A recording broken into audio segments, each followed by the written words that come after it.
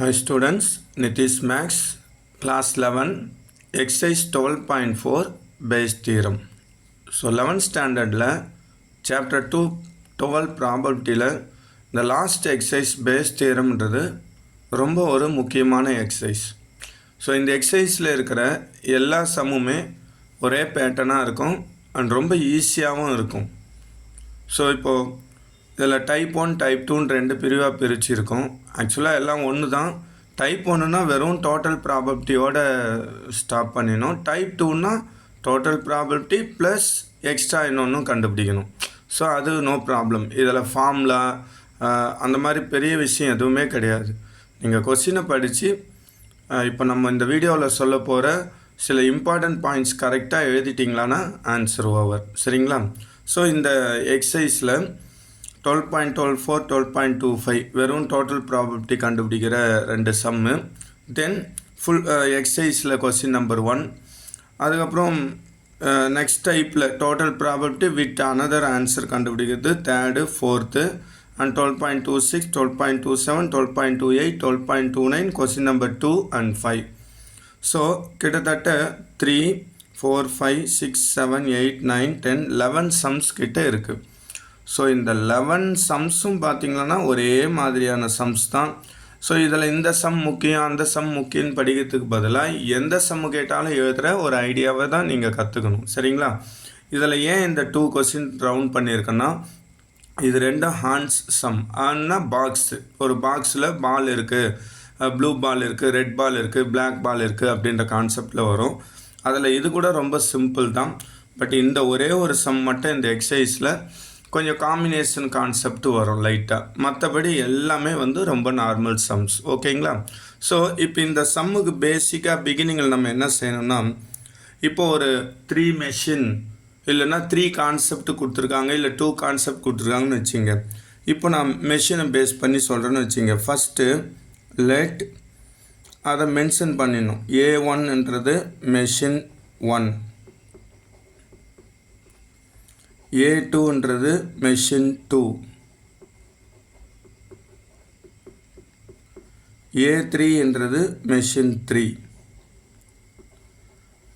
Next அந்த மெஷினோட productions கொடுத்துருப்பாங்க. அதிலிருந்து இப்போ ஒரு ஃபேக்ட்ரினாவே ஒரு 2-3 மெஷின் இருக்கும். அந்த மெஷின் கண்டிப்பாக ஒரு டிஃபெக்டிவ் வரும். சரிங்களா? அதை பின்னு வச்சுக்கிறோம். ஸோ எல்லாத்துக்கும் காமனாக இந்த எக்ஸசைஸில் இருக்கிற மொத்த 11 சம்முக்குமே நீங்கள் அந்த ப்ரொடக்ஷன் இந்த பிகினிங் A1 A2 A3 அந்த மாதிரி வச்சிங்க. தென் கண்டிஷ்னல் ப்ராபபிலிட்டி கேட்குறாங்க பாரு, அது அவங்க என்னென்ன கான்செப்ட் தராங்களோ அதுக்கு ஏற்ற மாதிரி. இப்போ மெஷின் சம்முன்னா டிஃபெக்டிவ் ஐட்டம்ஸ் வரும், டிஃபெக்டிவ் ஐட்டம்ஸ் இப்படின்னு நம்ம கொஸ்டினை பார்த்து நீங்கள் இதை ஹெட்டிங் கொடுத்துட்டு தென் இப்போ நம்ம எழுத போகிற இந்த இடம் தான் ரொம்ப ரொம்ப முக்கியமானது. ஸோ ஒன்றும் இல்லை, ஃபஸ்ட்டு நீங்கள் என்ன பண்ணணும், இந்த இடத்துல P of A1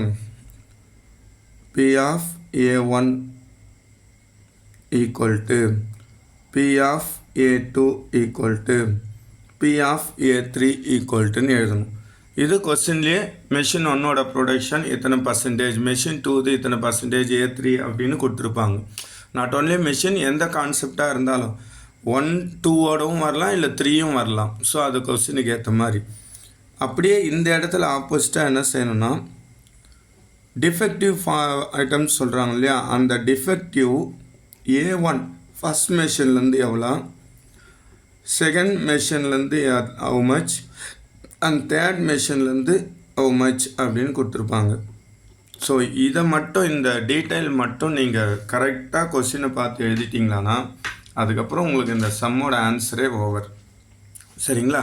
இப்போ இங்கே ஃபஸ்ட்டு கொஸ்டின் டோட்டல் ப்ராபபிலிட்டி அப்படின்னா என்ன பண்ணணும்னா, P of Bன்னு சொல்லிவிட்டு இந்த ரெண்டுத்தையும் மல்டிப்ளை பண்ணணும். நல்லா பார்த்துங்க, ஃபார்முலாலாம் நான் எழுதி போடல, சாதாரணமாக சொல்கிறேன். இந்த ரெண்டுத்தை மல்டிப்ளை பண்ணணும், ப்ளஸ் இந்த ரெண்டுத்தை மல்டிப்ளை பண்ணணும், ப்ளஸ் இந்த ரெண்டுத்தை மல்டிப்ளை பண்ணணும். ஸோ எப்படி P of A1ஐயும் அதில் வர்ற டிஃபால்ட்டையும் மல்டிப்ளை பண்ணுறோம். அதுக்கு தான் பக்கத்தில் எழுதிக்க சொல்கிறது. இது ஒரு set. Plus second machine P of A2ஐயும் அதில் வர்ற டிஃபால்ட்டு b by a2யும் மல்டிப்ளை பண்ணுறோம். Next plus third machine p of a3யும் தேர்ட் மெஷினில் வர டிஃபெக்டிவ் இதையும் மல்டிப்ளை பண்ணணும். ஸோ இந்த ஃபார்முலா எழுதாமையே கூட நீங்கள் டைரெக்டாக இங்கே வேல்யூஸ் எழுதியிருப்பீங்க இல்லையா, இது ரெண்டும் மல்டிப்ளை பண்ணி ப்ளஸ், இந்த ரெண்டும் மல்டிப்ளை பண்ணி ப்ளஸ், இந்த ரெண்டும் மல்டிப்ளை பண்ணி ப்ளஸ்ன்னு எழுதிட்டிங்களா, இதை கால்குலேட் பண்ணிங்களா எங்கேயும் கேன்சல் பண்ணாதீங்க. ஃபைனல் ஸ்டெப்பில் வேணால் கேன்சல் பண்ணிங்க. இதுதான் டோட்டல் ப்ராபபிலிட்டின்னு வரும். சரிங்களா? நெக்ஸ்ட்டு வந்து என்னென்னா சில கொஸ்டின்ஸில் கண்டிஷனல் ப்ராபபிலிட்டி, அதாவது டிஃபெக்டிவ் ஐட்டம்ஸ் ஓவரால் இவ்வளோ வருது, அது மெஷின் 2லேருந்து எவ்வளோ, மெஷின் 1லேருந்து எவ்வளோ, மெஷின் 3லேருந்து எவ்வளோன்னு பர்டிகுலராக குறிப்பிட்டு ஒரு மெஷினில் இருக்கிற டிஃபெக்டிவ் பற்றி கேட்பாங்க. அப்போ என்ன செய்யணும், இப்போ சப்போஸ் மெஷின் 2ல் டிஃபெக்டிவ் ப்ராபபிலிட்டி எவ்வளோன்னு கேட்டால் இந்த பாருங்கள், the condition probability P of AIB, அதாவது ஏஐனா எனிதிங் 1 or 2 or 3 ஏதோ ஒன்றுன்றதுனால, இப்போ நம்ம செகண்ட் மெஷின்ன்றதுனால probability of A2 defective from A2, பினா டிஃபெக்டிவ் எதில் ஃப்ரம் A2. இந்த மாதிரி ப்ராபபிலிட்டி எழுத முடியலன்னா ஜஸ்ட் அந்த ஹெட்டிங் மட்டும் the probability of getting from machine 2 அப்படின்னு டெக்ஸ்ட் புக்கில் இருக்கிற ஸ்டேட்மெண்ட் எழுதிட்டா கூட போதும். ஸோ இதுக்கு என்ன செய்யணும்னா, இப்போ 2ன்னு சொல்லிட்டாங்க இல்லையா, இந்த செகண்ட் லைன் மட்டும் இந்த ரெண்டும் மல்டிப்ளை பண்ணுங்கள். P of A2 into P of B by A2 whole divided by இந்த முன்னாடி ஸ்டெப்பில் டோட்டல் ப்ராபபிலிட்டி கண்டுபிடிச்சிங்க இல்லையா, அந்த ஆன்சர். அவ்வளோதான். ஸோ நல்லா புரிஞ்சுங்க. மெஷின் 2னா இந்த ரெண்டும் மல்டிப்ளை பண்ணி நியூமரேட்டர், டினாமினேட்டர் இந்த டோட்டல் டிஃபெக்டிவ். ஒருவேளை மெஷின் 1 கேட்டால் இந்த ரெண்டும் மல்டிப்ளை பண்ணி டோட்டல் ப்ராபபிலிட்டி. இவ்வளோதாங்க. ஸோ உங்களோட வேலை என்னென்னா, கொஸ்டினில் A1 A2 வருதா இல்லை A1 A2 A3 வருதா, அது என்ன கான்செப்ட்னு இப்படி எழுதிடணும். அதில் என்ன கண்டிஷனல் ப்ராபபிலிட்டி, ஸோ எதை பற்றி சொல்கிறாங்க அப்படின்றத இங்கே மென்ஷன் பண்ணிவிட்டு, இந்த காலந்தாங்க ரொம்ப ரொம்ப முக்கியம். இதை கரெக்டாக எழுதிட்டா ஃபஸ்ட் ஆன்சர். அவங்க டைரெக்டாக இந்த செகண்ட் கொஸ்டின் கேட்டாலும் நீங்கள் டோட்டல் ப்ராபபிலிட்டி கண்டுபிடிச்சி ஆகணும். ஸோ நீங்கள் எல்லா சமூகம் இதே மாதிரி ஃபாலோ பண்ணுங்கள்.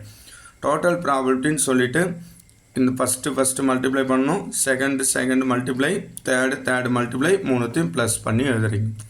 தென் கண்டிஷனல் ப்ராபபிலிட்டி சில கொஸ்டினில் கேட்பாங்க, மெஷின் 1 இல்லை ஃபஸ்ட்டு செகண்டு தேர்டுன்னா அந்த ஃபஸ்ட்டு மட்டும் நியூமரேட்டில் போட்டு டோட்டல் ப்ராபபிலிட்டி கீழே போட்டிங்களான்னா போதும்.